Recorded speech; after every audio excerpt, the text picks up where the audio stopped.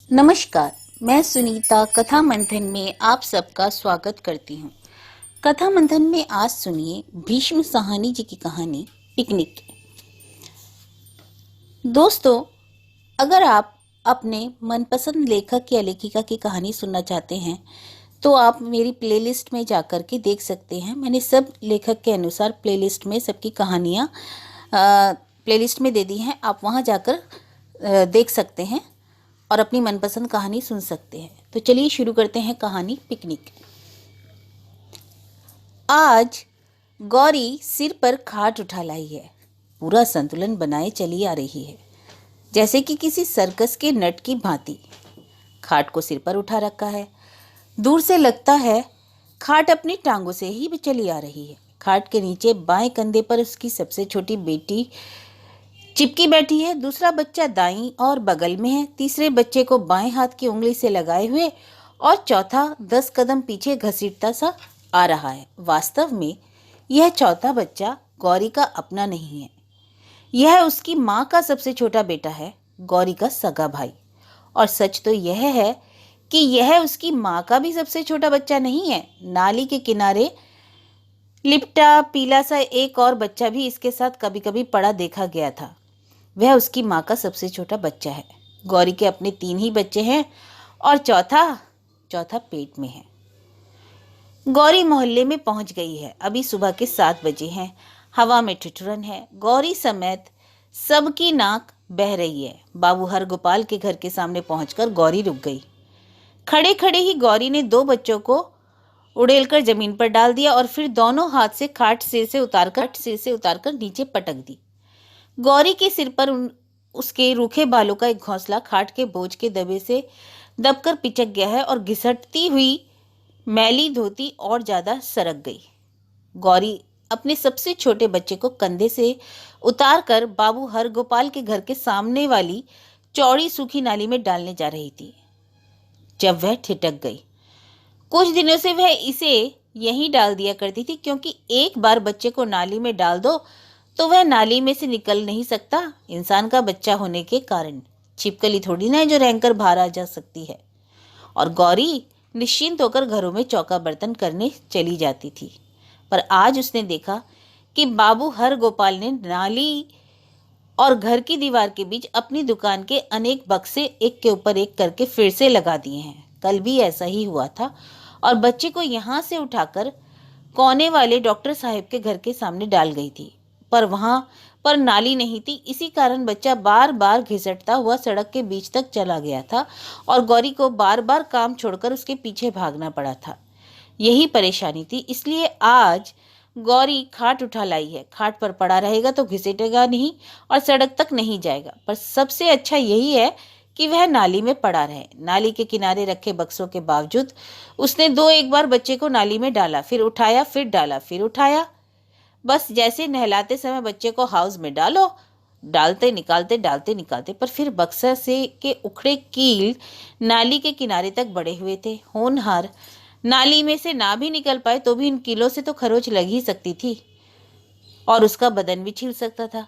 गौरी समझ गई कि बाबू हरगोपाल नहीं चाहते कि गौरी अपने बच्चों को यहाँ छोड़ जाया करे, इसलिए वह कल से यहाँ खाली बक्स डलवाने लगे हैं। गौरी ने अपनी बच्ची को उठाया, फिर अपनी फौज को साथ लिए खाट घिसटती हुई डॉक्टर साहब के घर की ओर जाने लगी, पर वहां भी ठिठक गई। वहां दीवार के साथ डॉक्टर साहब ने आज अपनी कार खड़ी कर दी थी। कल तक तो डॉक्टर साहब अपनी कार घर के अंदर आंगन में खड़ी किया करते थे, पर आज सुबह सवेरे ही इन्होंने कार बाहर खड़ी कर दी। जाहिर है वह भी नहीं चाहते कि गौरी अपनी फौज और बच्चे उनके घर के बाहर डेरा जमा लें। गौरी बच्चे को उठाए खाट घसीटती हुई सड़क के पार वकील साहब के घर के सामने ले गई, जहां नीम का ऊंचा पेड़ है। सुबह सुबह उसे के बच्चे को यहाँ डालना ठीक नहीं लगता, क्योंकि नीम के पेड़ के नीचे ठंड होती है। मगर इस वक्त गौरी को कोई और जगह सूझ ही नहीं रही थी। खाट बिछ गई है। ठिठुरता सा मांस का लोथड़ा उस पर डाल दिया गया है और गौरी पास ही जमीन पर टांगे फैलाकर बैठ गई है और बीड़ी सुलगाकर लंबे लंबे कश लेने लगी। आंगन में बैठे वकील साहब ने उसे खाट बिछाते देखा है। उनके मन को खटका भी हुआ, पर फिर देखा अनदेखा करके वह अखबार वाचन में लग गए। दिन का काम शुरू करने से पहले गौरी रोज बीड़ी पीती है। बीड़ी पीते समय वह बच्चों की ओर भी नहीं देखती। कहीं गहरे में खोकर वह बीड़ी के कश लगाती है और धुआं सीधा कलेजे को चाटकर लौटता है। बीड़ी का कश लगाते समय गौरी की आंखें सिकुड़ जाती हैं और लगता है जैसे वह कहीं दूर देख रही है और गहरे विचारों में खो गई है। पर वास्तव में गौरी कुछ सोच नहीं रही है। वह सिर पर खाट रखे दो बच्चों को उठाकर मील भर का रास्ता तय करके आई है और काम शुरू करने के पहले थक गई है। इसी कारण से उसकी आंखें अभी मूंदे जा रही हैं। कभी कभी काम पर जाने से पहले गौरी सड़क के ही किनारे बच्चे को दूध पिलाने लगती है और दूध पिलाते पिलाते ही सो जाती है। और ऐसा कई बार होता है और उस समय उसके ऊपर कुछ शरीफ जादू की नज़र भी पड़ने लगती है और वे उसके आसपास चक्कर भी काटने लगते हैं। और इस भद्र मोहल्ले के कुछ भद्रजन झरोकों, खिड़कियों और आंगन की दीवारों के पीछे उसकी एक झलक लेने लगते हैं। अबे ओ लौट, इधर आ, नहीं तो जूता मारूंगी तेरे सिर पर। गौरी ने ढेला फेंका है। वह अपने मझले नौनिहाल पर चिल्लाई है। जा, अभी से सीधा सड़क पर जा पहुंचा है और वहां दोनों हाथ फैलाए सड़क के बीचों बीच गोल गोल घूमने भी लगा है। अरे लौटा, अभी मोटर आएगी, नहीं तो कुचला जाएगा। अभी भी नहीं लौटा, अभी भी मुस्कुराए जा रहा है और गोल गोल चक्कर लगाकर खेले जा रहा है। और वह तीसरा पिल्ला भी उसके साथ जा मिला और दोनों सड़कों के बीचे बीच गोल गोल चक्कर में लगाते हुए खेलने लग गए। और चौथा पिल्ला, गौरी का भाई, इस बीच आंखों से ओझल हो गया है। कल रात बारिश हुई थी, जिस कारण जगह जगह पानी के पोखर से बन गए हैं। इसे कहीं से खाली सिगरेटों की डिब्बियां मिल गई हैं। पोखर के किनारे लेटकर सिगरेट की चांदी गंदेले पानी में भिगो भिगो कर अपने माथे पर लगा रहे। इसे देखकर सामने के फ्लैट के छज्जे पर खड़ी गिंडवाना की पत्नी अपने बेटे को बुला लाई। देखो तो जरा, देखना गरीबों के बच्चे कितने मजबूत होते हैं। इतनी ठंड में भी पानी में खेल रहा है, जुकाम भी नहीं होता। और तुम्हें तो हर तीसरे दिन जुकाम हो जाता है। उधर गौरी का भाई भी अब पोखर के किनारे लेट गया और पोखर के पानी को मुंह में डाल लिया। फिर गिडवानी की पत्नी और अधिक प्रभावित हो उठी है। देखा, गंदे पोखरे का पानी भी पी रहा है, फिर भी इसे कुछ नहीं होगा। और इधर मैं एक एक चीज को धोकर तुम्हें खिलाती हूँ, फिर भी हर दूसरे दिन तू बीमार पड़ जाता है। जाहिर है गौरी ने इस मोहल्ले में शिशु पालन की मिसाल भी कायम कर दी है। इधर जाकर बैठ अपनी बहन के पास, अगर यहाँ से उठे तो टांगे तोड़ दूंगी। गौरी फिर से चिल्लाई। दोनों बच्चे खाट पर लौट आए हैं और पालथी मारकर खाट के पास बैठ गए। खाट पर कच्चे मांस की पीली पीली टांगे मलीसी कतरी में से झांक रही हैं और गौरी फटी सी साड़ी का पल्लू कमर में खसती हुई सड़क पार के सामने ऊपर वाले फ्लैट में झाड़ू बर्तन करने चली गई। आज खाट उठा लाई है गौरा। सीढ़ियों के पास प्रोफेसर की गोल मटोल पत्नी खड़ी थी। क्या करूं बीबी, कल बार बार सड़कों के बीच तक चली जाती थी, खाट पे से कम उतरेगी तो नहीं। अब और बच्चे नहीं लेना गौरी, यही बहुत है। इस पर गौरी हंस दी। मैं क्या चाहती हूँ बीबी, पर मेरा घर वाला माने तब ना, ये लोग सुनते ही थोड़े हैं। अब तुम्हें कुछ पैसे वैसे भी देता है या पहले की तरह तुम इसे ऐंठता रहता है। अरे एक कौड़ी नहीं देता बीबी, सारा खर्च तो मैं चलाती हूँ। इसे तो खुद खाने की लत है, सारा वक्त पीछे पड़ा रहता है। आज पकौड़ियाँ खिला दे, आज दाल छौंक खिला दे। परसों मैं ऊपर वाली बीबी से 5 रुपया पेशगी मांग कर लेके गई, वह भी मुझसे छीन कर ले गया। ऐसा है बीबी जी, अपने तो चैन भी नहीं लेने देता, मेरे सामने मुंह चलाता ही रहेगा, कुछ पूछो मत। कभी कभी चने भी ले आता है, किंतु खुद ही खाता रहता है। प्रोफेसर की बीवी ने गौरी को सिर से पांव तक देखा तो वितृष्णा से भर उठी। तूने अपनी क्या हालत बना रखी है रे गौरी, कैसी मैली कुचली बनी रहती है, कुछ तो साफ सुथरा रहा कर। बीबी वक्त किसके पास है साफ सुथरा बनने का, मैली हूं फिर भी मुंह इतना परेशान करता है, बन सवर कर रहूं तो जीने ना देगा। और गौरी सीढ़ियां चढ़ गई। वकील की पत्नी ने फाटक खोला तो घर के सामने खाट पड़ी देखी। लो जी, इसने तो यहीं पर डेरा डाल दिया। वकील साहब ने अखबार पर से सिर उठाया। कौन, किसने डेरा डाल दिया? वकील ने देखा अनदेखा करते हुए कहा। गौरी ने, और किसने? अपना सारा लश्कर यहीं उठा लाई। अरे पड़ा रहने दो ना, तुम्हारा क्या लेती है। अरे कैसे पड़ा रहने दो, दिन भर इसके बच्चे यहाँ गंद डालेंगे, दोपहर को सोने को थोड़ा मन होता है तो इसके बच्चे उधम मचाएंगे। इन्हें एक बार ढील दी ना तो ये टलेंगे नहीं। मैं तो यहाँ इन्हें नहीं बैठने दूंगी। अच्छा, तुम उसे कुछ कहना मत, मैं खुद समझा दूंगा। अरे तुम क्या समझाओगे? तुम उसे डांट कर बोलते तो नहीं? अगर बोलते तो यहाँ बैठती ही नहीं। मोहल्ले में और भी घर हैं, उनके सामने जा कर के बैठे। इस तरह हमारे घर के सामने ही क्यों डेरा डाल रखा है? सिंधी व्यापारी के घर के सामने बैठते थे ना तो उसने उठा दिया। ठेकेदार के घर के सामने मद्रासी नौकरों का टोला बढ़ गया, उसने पुलिस को बुलवाकर वहां से उठवा दिया। अरे वर्षों की जान पहचान है, इससे तुम कैसे उठा सकती हो? अजी क्यों नहीं उठा सकती? जान पहचान है तो क्या हुआ, अपना घर तो गंदा नहीं करवा सकती ना। मैं तो यहाँ नहीं बैठने दूंगी। वकील की पत्नी फाटक खोलकर बाहर आ गई, सीधी खाट के पास पहुंची और एक और से खाट को उठाया और उसे घसीटती हुई सड़क के पार ले गई और डॉक्टर साहब के घर के बाहर मोटर के पास छोड़ आई। तीनों बच्चे उसके पीछे पीछे चलते हुए खाट के पास जा खड़े हुए। वकील की पत्नी लौट आई और फाटक बंद कर दिया।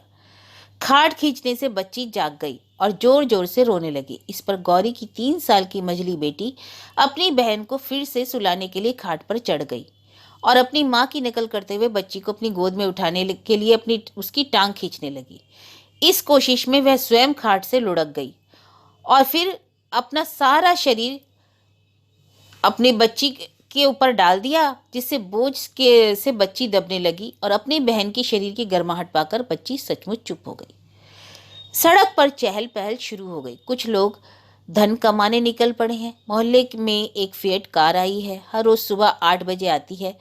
एक सिंधी सज्जन पूरी की पूरी एक डबल रोटी हाथ में उठाए एक एक स्लाइस गरीब बच्चों को बांट रहे हैं, क्योंकि उनके अपना बच्चा नहीं हुआ है। गौरी का लश्कर भी भागकर पहुंच गया है।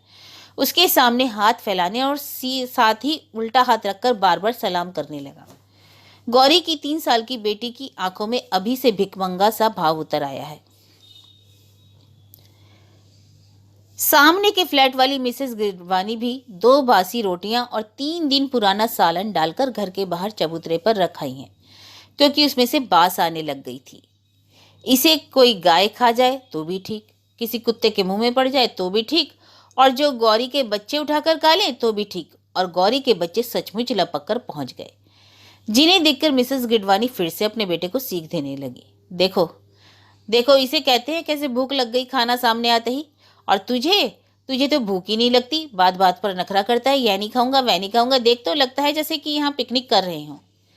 इसी बीच खाट पर पड़ी नन्ही बच्ची रेंगती हुई खाट को की पाली तक पहुंच गई है। उसकी एक टांग खाट की पाटी के नीचे लटकने लगी है। अगर थोड़ा और सरक कर आगे आ गई तो खाट के नीचे 2 ईंटें पड़ी हैं। बच्ची लुढ़क गई तो उसका सिर फट सकता है, कुछ भी हो सकता है। बच्ची खाट की पाटी पर टेढ़ी हो गई, अभी गिरी कि अभी गिरी। गौरी मकान की दीवारों के पीछे ना जाने कहाँ खो गई है, जाने किस घर में झाड़ू लगा रही है।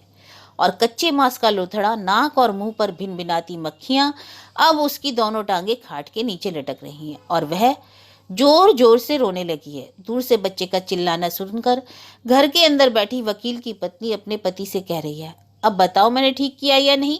अभी यह हाल है तो 2 दिन में क्या होगा? पर गौरी उस समय किसी घर में चौका बर्तन नहीं कर रही थी। वह तो यहाँ से थोड़ी दूर नुक्कड़ वाले ढाबे के सामने खड़ी अपनी पति से उलझ रही थी। यह भी कोई नई घटना नहीं है, मोहल्ले में रोज का वाकया है। यह पति पत्नी के बीच छीना झपटी हो रही है और तमाशा बीनों की भीड़ इकट्ठी होने लगी है। नहीं दूंगी, ये राशन के पैसे हैं, मर भी जाऊं तो भी नहीं दूंगी, गौरी चिल्लाने लगी। और गौरी जब बिफरती है तो उसका चेहरा पीला पड़ जाता है और वह आग की पीली लपट की तरह कांपने लगती है। गौरी का पति कोई काम धंधा नहीं करता, पर उसे चाट खाने की लत है। सड़कों पर घूमता घामता मोहल्ले में पहुंच जाता है और गौरी इसके से पैसे ऐंठने लगता है। ला दे पैसे दे, मैं कह रहा हूं ना पैसे दे। गौरी का पति भी चिल्लाने लगा, नहीं दूंगी, ये मैंने राशन के लिए रखे हैं, पैसे दे दे, नहीं तो मुझसे बुरा कोई नहीं होगा, घर में घुसने नहीं दूंगा। कर ले जो करना है, 1 पैसा नहीं दूंगी। भीड़ में कोई आदमी बीच में पड़कर कह रहा है, औरत जात पर हाथ उठाते शर्म नहीं आती? भीड़ में अपना समर्थन पाकर गौरी उसे संबोधन करने लगी, राशन के पैसे दे दूं तो बच्चों को क्या खिलाऊंगी बाबूजी, इसे तो चाट की लगी है, ढाबे पर खाना खाता है, कहता है घर में घुसने नहीं दूंगा। घर है जिसमें घुसने नहीं दूंगा। एक सड़ी हुई कोठरी है, सर्दी गर्मी में बच्चों को लेकर बाहर सोती हूँ। यह घर में नहीं घुसने देगा। घर इसके बाप का है। गौर के कान में सहसा बच्ची के रोने की आवाज आई और उसे रोता सुन वह हड़बड़ाकर भागने लगी। करमजली गिर पड़ी होगी, इसे मौत खाए, और भागती हुई खाट की ओर लपकी। पर बच्ची नहीं गिरी। उसकी बहन स्लाइस खाते खाते वहां पहुंच गई है और उसकी टांगों को पकड़कर खाट के ऊपर उसे धकेलने लगी है। खाट के पास पहुंचते ही गौरी ने बच्ची को उठा लिया। अरे, यह खाट यहाँ कैसे आ गई? गौरी ने कहा और सीधी एक चपत अपनी मझली बेटी के मुंह पर चढ़ दी। अरे, खाट यहाँ क्यों लाकर रख दी? और मझली माँ की बात को समझे बिना ही रोने लगी। गौरी ने दोनों हाथ कमर पर रखे, दाएं बाएं देखा। वकील की पत्नी ने ही यह काम किया होगा। वकील की पत्नी का कोई भरोसा नहीं है। यहाँ किसी भी बीवी का कोई भरोसा नहीं। कभी तो घुल घुल कर बातें करती है और कभी इतनी रुखाई से पेश आती है। गौरी खाट को घसीटकर फिर से वकील के घर के सामने ले आई और बच्ची को गोद में लेकर दूध पिलाने लगी और पास में खड़ी मझली लड़की बिसुरती जा रही थी। बच्ची को दूध पिलाने के बाद गौरी उसे खाट पर डालकर फिर से काम पर जाने को हुई तो उधर से वकील की पत्नी बाहर निकल आई। यह नहीं चलेगा गौरी, मैंने कह दिया। क्या नहीं चलेगा बीवी जी? तुम यहाँ से हट जाओ, किसी दूसरी जगह जाकर बैठो। कहाँ जाऊं बीबी, आप ही बताओ। मैं तो आज खाट उठा लाई थी कि खाट पर बच्चा पड़ा रहेगा, पर बीबी आपने तो खाट ही खींचकर हटा दी। अरे, यहाँ बीसीओ घर है, किसी दूसरे के घर के सामने जाकर बैठो। यह जगह थोड़ी सड़क से हटकर है ना बीबी। नहीं, मैंने कह दिया ना, यहाँ से इन्हें ले जाओ। मैं तो तुम्हें यहाँ नहीं बैठने दूंगी। हम इधर बैठते हैं तो आपका क्या लेते हैं? गौरी ने भी तुनक कर कहा। उसका चेहरा फिर से पीला पड़ने लगा और वह बिफरने लगी। घर गंदा होता है। तुम्हारे बच्चे जगह जगह पर कचरा उठाकर लाते हैं और यहाँ फेंक जाते हैं और शोर होता है। अभी अभी तेरे बच्चे चिल्ला रहे थे। अगर गंदा डालेंगे तो मैं साफ करके जाऊंगी बीबी जी। नहीं, मेरे साथ बहस नहीं कर, किसी दूसरे घर के सामने जाकर बैठो। हमने तुम्हारा ठेका नहीं ले रखा है, बस मैंने कह दिया तुम यहाँ से उठ जाओ। क्यों उठ जाए? आपका क्या लेते हैं? हमारा घर गंदा होता है। यह घर आपका घर नहीं है, यह सड़क है। तुम लोगों से हमदर्दी का यह मतलब तो नहीं कि तुम लोग हमारा घर गंदा करते रहो और हम लोग कुछ भी ना कहे। हम आपके घर में नहीं बैठे, सड़क पर बैठे हैं। सड़क तो आपकी नहीं है। मैं चाहूँ तो 1 मिनट में तुम्हें यहाँ से उठवा सकती हूँ। इस सोच में मत रहना। उठवा के देख लो, देखे कौन हमें यहाँ से उठवाता है। गौरी फिर से बिफर उठी, आग की लपट की तरह उसमें फिर से कंपन आने लगी। मैं पुलिस से कहकर तुम्हें उठवा सकती हूँ, 1 मिनट में उठवा सकती हूँ। गौरी ठिठक वकील की पत्नी के चेहरे की ओर देखने लगी। उसे आशा नहीं थी कि वकील की पत्नी पुलिस को बुलाने की बात कहेगी, और वकील की पत्नी लपक कर फिर आगे बढ़ाई है और एक हाथ से खाट की पाटी को उठाए खाट को घसीटती हुई सड़क के ऐन बीचों बीच पटक कर बड़बड़ाती हुई लौट आई। देखती हूं तू कैसे यहाँ बैठती है। उधर गौरी भी बौखला उठी। वकील की पत्नी के लौटते ही वह फिर से खाट खींचकर वकील साहब के घर के सामने ले आई है। गौरी कुछ देर तक वहां डोलती रही, एक एक करके तीनों बच्चों को पटक कर लाई, सभी के मुंह पर तमाचे मारे। खबरदार जो यहाँ से हिले, कहती हुई उन्हें खाट के साथ चिपका कर फिर से काम पर चली गई। गौरी अभी तक केवल 3 घर निपटा पाई थी और दिन का यह वक्त आ गया है। 7-7 रुपए महीने वाले चौका बर्तन के 5 घर अभी और पड़े हैं। घर के अंदर वकील की पत्नी पति को समझाने लगी। तुमसे कई बार कहा है कि कुत्ता घर पे रख लो, कुछ दिन में ये लोग यहाँ से उठ जाएंगे। कुत्ते के भौंकने से ही तो लोग डर जाते हैं। तुम्हें कुत्ता ही लेकर आओ जी। पीछे सरदार जी के घर के बाहर राजस्थानी नौकरों का टोला बैठता था। यहाँ कुत्ता ले आए, एक दिन में सभी नौकर वहां से उठ गए। यूं भी आजकल चोरी चमारी बहुत होती है, कुत्ता रहे तो घर की हिफाजत रहती है। अब तो कुत्ते कहाँ ढूंढता फिरूं? तुम समझा बुझाकर काम निकालना तो जानती ही नहीं हो। अब ये लोग आंखें दिखाने लगे हैं, किसी के समझाए नहीं समझते। हम तुम्हारे घर में नहीं बैठे हैं, हम सड़क पर बैठे हैं। तुम कुत्ता ले आओ जी। 2 दिन पहले पिछवाड़े कुमार साहब कुत्ता लाए हैं। कुत्ता घर में रहे तो आदमी निश्चिंत हो जाता है। तभी वकील साहब की पत्नी की नजर गेट पर पड़ी और देखते ही आग लग गई।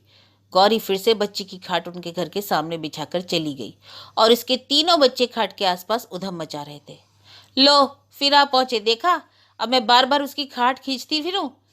तभी वकील साहब की पत्नी को एक विचार सूझा। सुनो जी, ऐसा करें, कुमार साहब के घर से उनका कुत्ता मांग लाती हूँ। कहूंगी 1 दिन के लिए दे दे। कुत्ता गेट पर होगा तो गौरी यहाँ से उठ जाएगी। और वकील साहब इस बारे में कुछ कहते न कहते कि उनकी पत्नी पड़ोस से कुत्ता लेने चली गई। कुत्ता आ गया है और गेट पर जम भी गया है। साथ में खासी लंबी चैन भी है ताकि कुत्ता एक ही जगह पर खड़ा भौंकता ना रहे, आगे लपक कर काटने की धमकी भी दे सके। मझले कद का बड़े बड़े काले बालों वाला कुत्ता है। उसे देखते ही बच्चे डरकर भाग जाएंगे। दबी नाक और लाल लाल आंखों के कारण भयानक नजर आता है, लेकिन कुत्ता अपनी नस्ल में इतना नहीं पहचाना जाता जितना अपने दांतों से। वकील की पत्नी ने गेट के को अंदर से बंद किया और घर के अंदर लौट आई। वकील की पत्नी रसोई घर में चली गई, लेकिन उसके कान बाहर की ओर लगे हैं। अब उसे पूर्ण विश्वास है कि कुत्ते को देखते ही गौरी खाट उठाकर ले जाएगी और बच्चे अपने आप वहां से भाग खड़े होंगे। थोड़ी देर बाद उसे गेट की ओर से शोर सुनाई देने लगा। बच्चों का चिल्ले पांव ऊंचा होता ही जा रहा था। कहीं कुत्ते ने किसी बच्चे को तो नहीं काट लिया? काट खाया तो क्या, कल से यहाँ नहीं बैठेंगे। वकील की पत्नी बड़बड़ाई। उसने खिड़की में से झांक कर देखा, खाट ज्यों की त्यों वहीं रखी थी। फिर वह भागकर बाहर निकल आई। गेट के पास पहुंची तो उसे काट मार गया हो। कुत्ता धोखा दे गया। गौरी के बच्चों को काटने की बजाय उनके साथ खुद भी खेलने लगा। गौरी की मझली बेटी ने कुत्ते के दोनों कान पकड़ रखे थे और कुत्ता उसका हाथ चाट रहा था। गौरी के तीनों बच्चे ही नहीं बल्कि आसपास के अनेक बच्चे भी जमा हो गए थे और कुत्ते के साथ खेलने में मस्त थे और बराबर किलकारियां भरे जा रहे थे। कोई उसकी आंखों में उंगली खोंस रहा था तो कोई उसकी पीठ पर बैठने की कोशिश कर रहा था।